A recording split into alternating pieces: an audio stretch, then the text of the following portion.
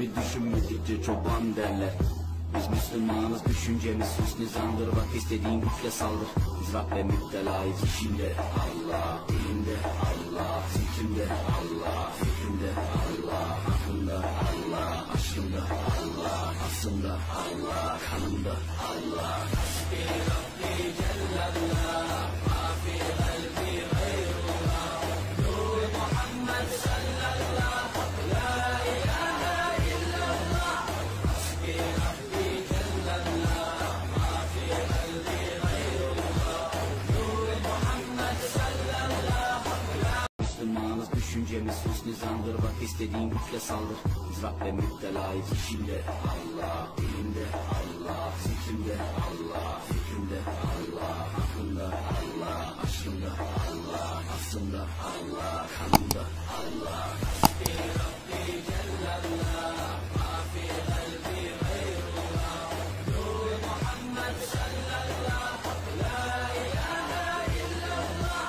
Hasbi Rabbi Cellallah, ma fi kalbi gayrullah, Nur Muhammed sallallahu.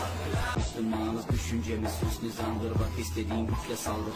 İzrak ve müptelayız işinde Allah, elinde Allah, zikrimde Allah, fikrimde Allah, aklımda Allah, aşkımda Allah, aslında Allah, kanımda Allah. Hasbi Rabbi Cellallah, ma fi kalbi gayrullah, Nur Muhammed sallallahu, la ilahe illallah. Hasbi Rabbi Cellallah, ma fi kalbi gayrullah, Nur Muhammed sallallahu. Müslümanız, düşüncemiz hüsnü zandır. Bak istediğin güçle saldır.